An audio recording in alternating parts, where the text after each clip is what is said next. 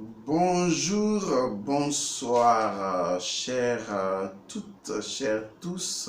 Tout dépend de votre position sur la petite planète bleue. Que la lumière engendre toujours la lumière, éternellement la lumière. Aujourd'hui, je vais vous parler, je vais vous révéler la plus grande arnaque religieuse de tous les temps.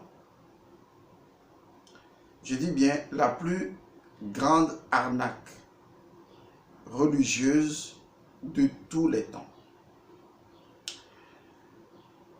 Considérez cet échange d'un point de vue innocent parce que l'objectif, le but visé n'est pas de critiquer une religion en particulier, ni de jeter de l'opprobre sur une religion, mais de tout simplement rappeler le principe. Vous savez, moi je fais de la métaphysique, je suis métaphysicien, je ne parle que des principes qui sont le socle de la lumière, le socle de diffusion de la lumière. Et donc, le principe, tel que je l'évoquerai, vous permettra de comprendre que la religion a mis en place, de par sa présence même, une forme d'arnaque très grotesque, même si vous ne la voyez pas ainsi. Une arnaque qui a rendu les uns et les autres ignorants, idiots, bêtes. Et vous continuez d'entretenir cette relation manifestement et rocambolesquement dérisoire et inhumaine avec les religions, et vous êtes dans l'incapacité totale de regarder les ou la religion en face et de lui dire arrête ça. Cette incapacité même de dire arrête ça est la preuve que vous avez vendu votre droit d'aînesse. Vous avez vendu qui vous êtes. Vous avez vendu ce qui fait de vous votre souveraineté et vous êtes dans l'incapacité de pouvoir agir pour le précieux de vous. C'est assez intéressant de faire ces analyses, aussi minuscules soient-elles, même si nous savons bien sûr que ce sont les petites roues qui font tourner les grandes roues, aussi minuscules soient-elles, mais très pertinentes, parce qu'elles vont vous permettre de vivre une crise de la conscience pour aller vers la prise de la conscience. Les religions vous ont sauvagement, excusez l'expression vulgaire, niqué, totalement baisé, et continuent de le faire parce que vous avez fait le choix d'être, excusez-moi encore une fois le terme, niqué et baisé. Vous avez fait le choix d'être vulgarisé et de ne ressembler qu'à l'ombre de vous-même. Une fois encore, je le répète, je ne suis pas là pour critiquer les religions, mais je suis là pour exposer un ou les principes qui vous permettront de façon incontournable de reconnaître le fait. Allons-y. Les religions ont mis en place une forme d'institution qui normalement devrait avoir pour but de créer un cadre spirituel pour permettre le développement intrinsèque des individualités qui approchent l'institution, en veillant bien sûr à permettre à chaque individu de se développer à partir de qui il est. Et donc, une religion, fondamentalement, ressemble à la nature. Elle n'a pas une appartenance prioritaire à un ou à des sauveurs en particulier. Elle devait comprendre que, quels que soient les sauveurs, les prophètes ou les envoyés de Dieu, ils proviennent tous de la même source et par conséquent ne sont pas antinomiques aux règles et au fonctionnement de la religion dans sa dimension spirituelle. Force est de constater aujourd'hui que les religions se sont radicalisées, ce qui fait que l'individu qui vient pour se développer spirituellement ne peut plus se développer spirituellement parce que, naturellement, il est confronté à cette radicalité-là qui ne lui donne même pas le choix d'explorer sa propre dimension intérieure. Il devient l'individu qui doit suivre les règles de l'Église, de la religion, et ne répondre qu'à ces règles-là. En fait, on ne le spiritualise plus, on le matérialise. Les quelques formes de pseudo-spiritualité qui lui sont données le conditionnent à suivre les règles de l'institution et à veiller à défendre les règles de l'institution contre d'autres individus qui sont jugés être de moindre valeur parce que n'appartenant pas justement à l'institution. Et quand on regarde tout ça, et qu'on ne se pose pas des questions vitales et critiques, c'est que quelque part en soi-même, comme je l'ai dit dans la vidéo précédente, on a décidé de se mentir à soi-même. Et on cherche toujours des choses pour justifier que son institution, sa religion a raison, parce qu'on s'est déjà mis dans l'esprit que la religion ne devrait pas avoir tort et n'a pas tort, un autre mensonge intérieur. Et du coup, on défend la religion à tous les prix, même si c'est pour détruire une vie humaine, elle, qui est construite par Dieu même, en opposition à l'institution qui, elle, est construite avec les mains humaines. Et donc, les religions ont tout fait pour montrer leur incontournabilité dans la relation avec Dieu. Elles ont montré qu'elles sont incontournables. Elles ont imposé cela comme un principe, alors que ce n'est pas le cas. Et donc, chaque religion vous dira, même sans vous le dire, ou même en vous le disant vraiment, que c'est à travers elle que vous pouvez obtenir le salut. Si vous allez ailleurs, vous n'obtiendrez pas le salut.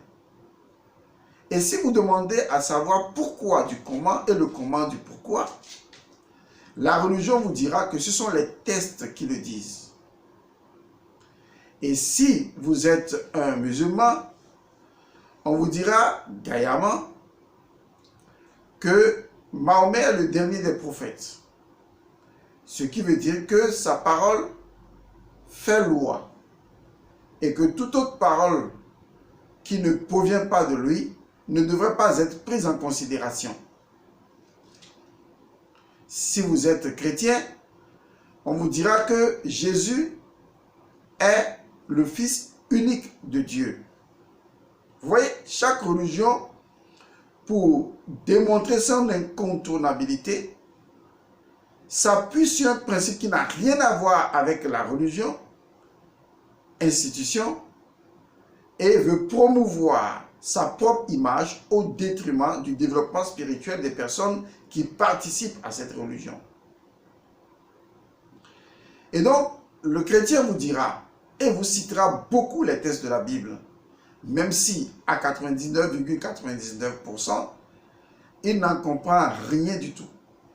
Il vous citera la phrase, même si lui-même, il est convaincu au fond de sa conscience que c'est un mensonge qu'il admet, puisqu'il n'en comprend absolument rien, puisque cela ne provient pas d'une expérience qu'il a vécue, mais de ce qu'on lui a dit.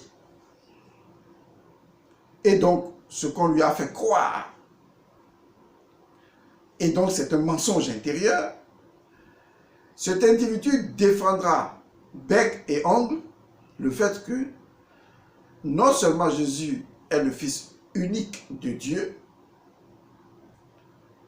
mais il vous dira à travers une parole de la Bible énoncée par Jésus le Christ lui-même, nul ne peut aller au Père sans passer par moi.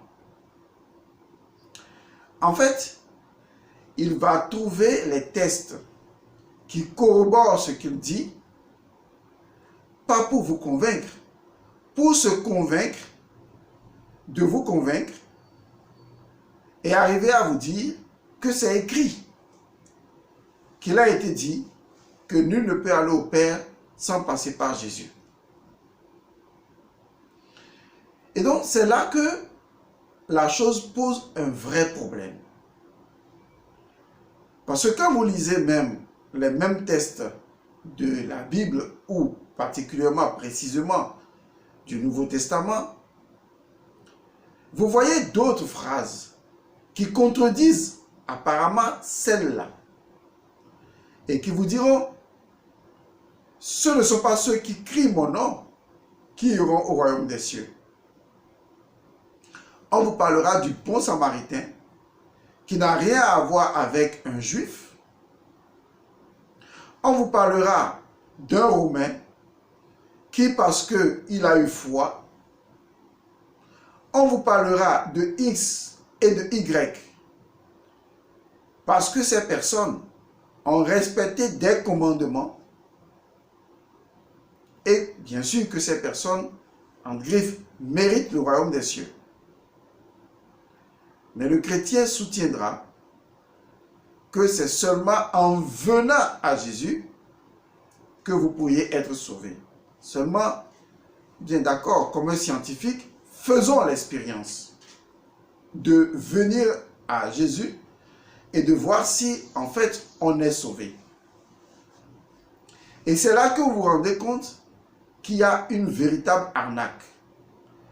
Parce qu'au sein même des religions dites chrétiennes, l'individu part d'une religion à une autre religion, ce qui sous-entend déjà que toutes les religions qu'il a délaissées, bien que ces religions prônent Jésus, et que ces religions l'ont convaincu qu'il est venu à Jésus, il n'a pas pour autant été sauvé. C'est assez triste que les parents de nos parents et les parents actuels qui continuent de croire en ce mensonge institutionnalisé, ces parents-là, se mentant à eux-mêmes, parce qu'il y a une différence entre le fait de connaître, d'accord, et de vouloir croire, parce que c'est dans cela que les parents vivent. Ils veulent croire que Jésus les a sauvés. Et l'effervescence au sein d'une religion, les danses, les pseudo-témoignages, les individus qui arrivent de partout, viennent conforter le fait qu'ils veulent bien croire que Jésus l'a sauvé, même si ils ne disposent pas d'éléments factuels pouvant lui permettre scientifiquement de se prouver à lui-même, sans le mensonge intérieur, qu'il est vraiment sauvé. En réalité, de vrai, rien n'a changé en lui. Il détient toujours ces mêmes vices, il détient les mêmes protocoles de mensonge, il détient les mêmes comportements erratiques, il détient les mêmes choses qu'avant.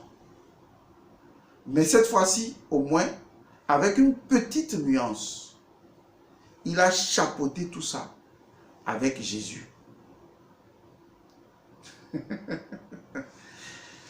Alors, lorsque je parle de l'arnaque religieuse la plus rocambolesque de tous les temps de l'histoire de l'humanité, je vous dis que c'est vrai. Est-ce que vous connaissez ce qu'on appelle du réchauffé? Je vais vous expliquer ce que je voudrais vous dire par là. Cela veut dire qu'un invité vient chez vous et vous aviez toujours eu de la nourriture que vous aviez abandonnée dans le frigo et vous allez rechercher ça et vous le lui réchauffez. C'est tout simplement ce que la religion fait.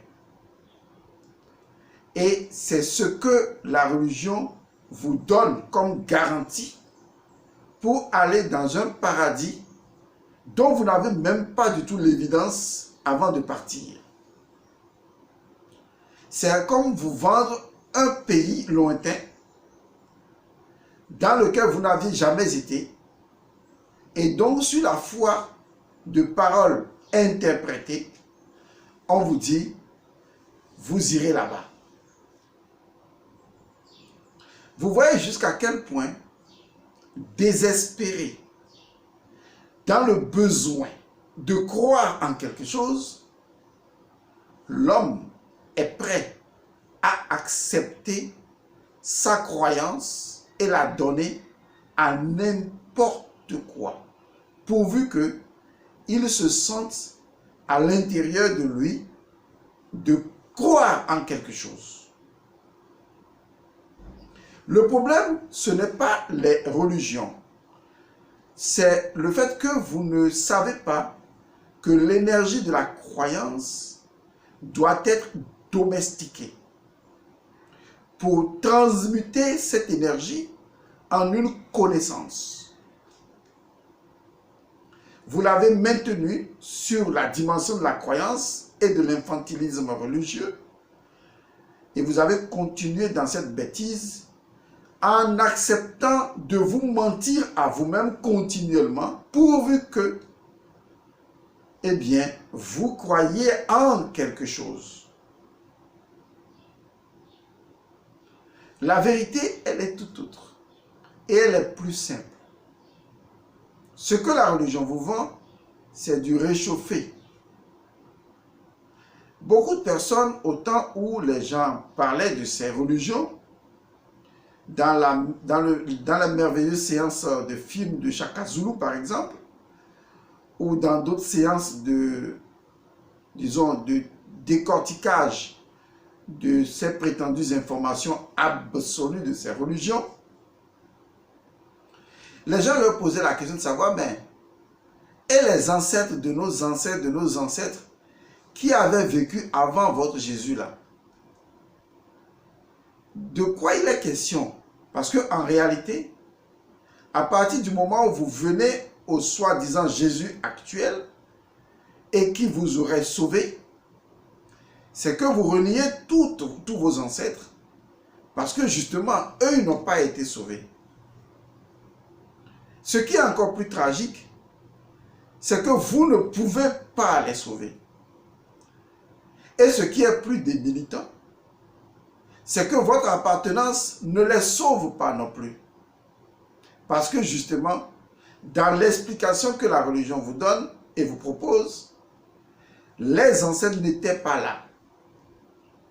Et donc on vous dira qu'eux sont dans les limbes, c'est-à-dire dans un état pitoyable, et c'est vous qui devez être sauvés. Et donc, Dieu, aussi con qu'il serait,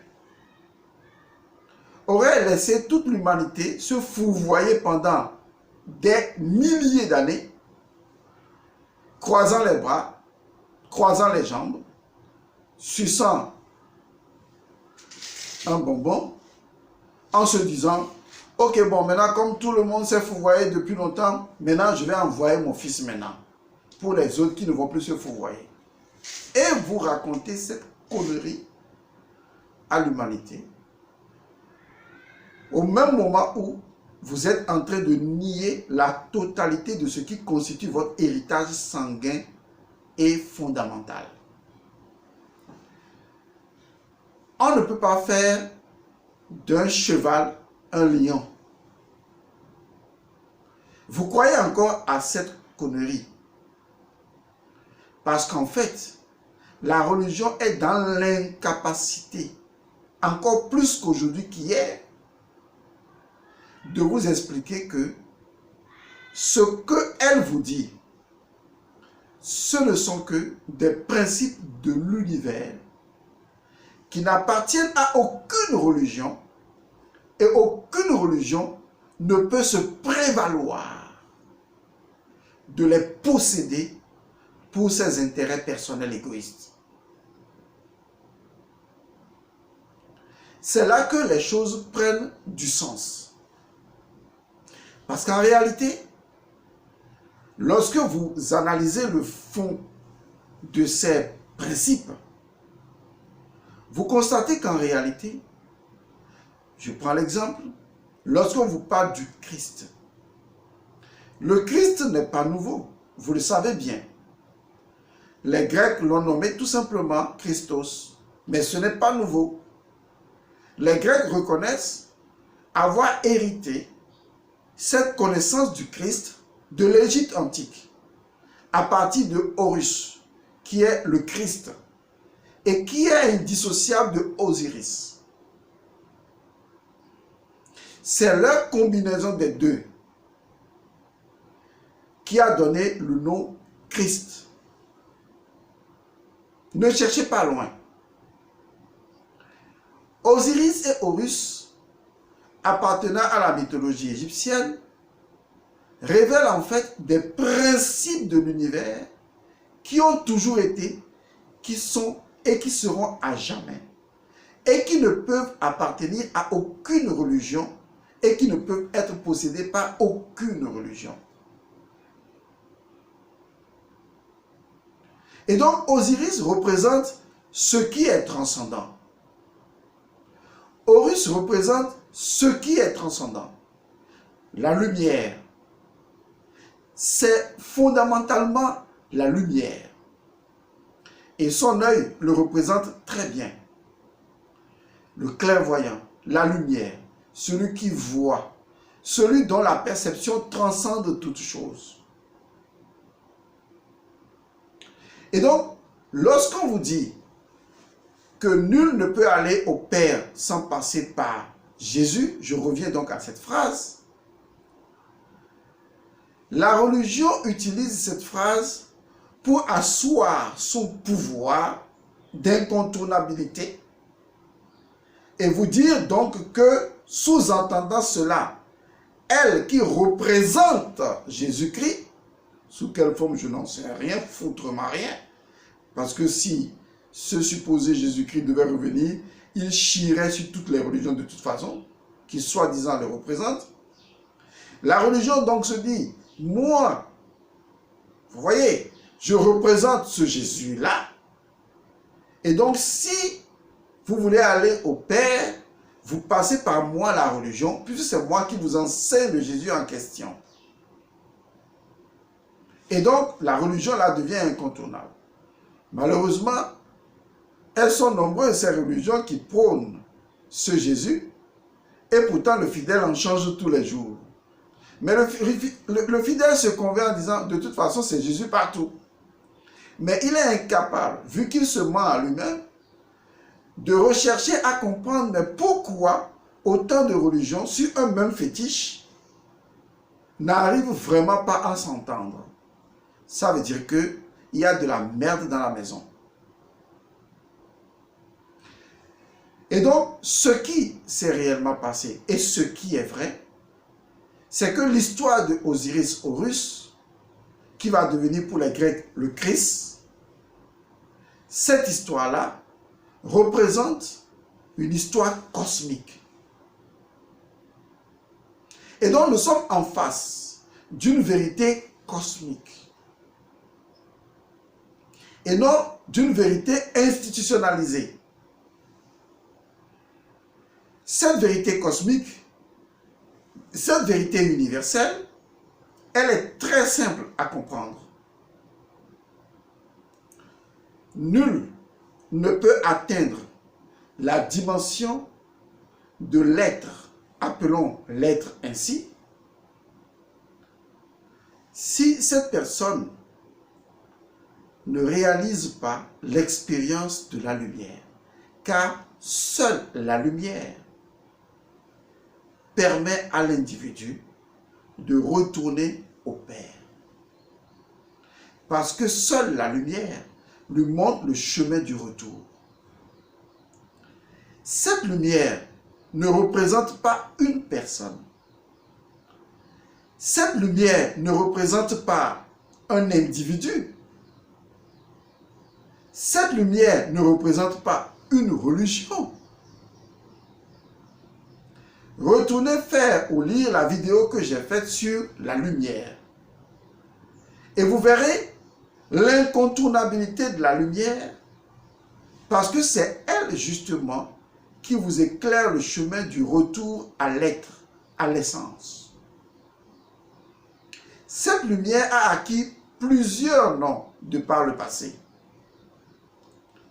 Et quand les Grecs ont découvert ce principe fondamental chez le peuple kémite, ils ont compris en fait que c'est Osiris. Et c'est en même temps Horus, qui se faisait également appeler Kor, K-R, Kor, qui représentait pour les Grecs le symbole de la diffusion de la lumière qui fissure l'obscurité pour pouvoir être émise. En fait, il n'est pas question de Jésus, il n'est pas question de Osiris Horus, il est question d'un principe que les ancêtres avaient maîtrisé. Dans le fonctionnement de ce principe-là, et ils lui ont donné un nom. Mais plus que le nom, c'est le principe universel et transcendant qui compte. Et donc, je peux n'appartenir à aucune religion et je retournerai facilement au Père. Et je crois que c'est la meilleure voie d'ailleurs. Je peux également appartenir à une religion. Si elle est honnête et elle me met en face de ma propre spiritualisation, je peux retourner à la source de toutes choses. Mais même dans une religion, je ne peux retourner à la source de toutes choses qu'à travers la lumière. C'est la lumière qui a toujours été appelée dans toutes les traditions du monde le Sauveur. Dans la religion mazdéenne, c'était appelé la lumière du soleil. La lumière est ce qui indique le chemin vers la source. N'est-ce pas vrai que je retourne au soleil grâce à sa lumière? N'est-ce pas vrai que je reconnais la source de la lumière en suivant la lumière et en cheminant dans la lumière? N'est-ce pas effectivement vrai que nos ancêtres, même dans le vaudou, connaissaient la lumière? Et ils appelaient la lumière Segbolissa, Dada Segbolissa, qui représentait la toute pureté fondamentale, la lumière. toutes les religions traditionnelles, semi-importées, importées et toutes les autres conneries, tant qu'elles s'expriment dans les principes des choses, disent la même chose. Mais quand ces religions veulent asseoir leur hégémonie et utiliser les paroles pour défendre leur image, leur enracinement et leur souveraineté, ces religions pervertissent les principes universels et en font des objets matériels. Et ainsi vous dansez à la gloire des religions. Alors que ces soi-disant sauveurs qui auraient même créé ces soi-disant religions s'étaient eux-mêmes réalisés en dehors des religions avant que les gens ne construisent les religions en leur nom. Et pourtant, votre mensonge intérieur que vous avez institutionnalisé et qui facilite votre conditionnement par les religions, puisque c'est vous qui créez la possibilité de ce conditionnement-là, puisque vous avez accepté de vous mentir à vous-même, et bien cela fait que les religions n'ont pas le choix. Elles ne font que ce que vous voulez qu'elles fassent. Et pourtant, la vérité est simple. Devions-nous poser la question, encore là, la christologie, qui est mon sauveur? Ou devrais-je tout simplement dire,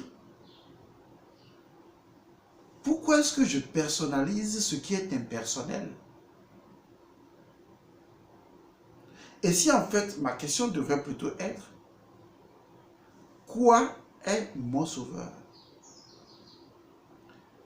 Qu'est-ce qui est mon sauveur? En ce moment, je rentre dans la nature naturante. Je rentre dans le secret du secret de la nature. Je retourne au principe qui n'est ni animal, ni humain, ni chose, rien, qui est. Et je sais que seule la lumière peut nous sauver. Mais quand vous donnez à la lumière une forme de Jésus ou de je ne sais quelle autre habituelle bêtise, vous êtes piégé, car la lumière n'a pas de forme. Retournez à ma vidéo sur la lumière. Certainement, elle vous édifiera mieux. Avez-vous compris? Tant mieux. Si vous n'avez pas compris, je ne peux rien pour vous. Mais c'est à vous de déterminer si vous êtes sauvé déjà ou pas. Que les bénédictions soient.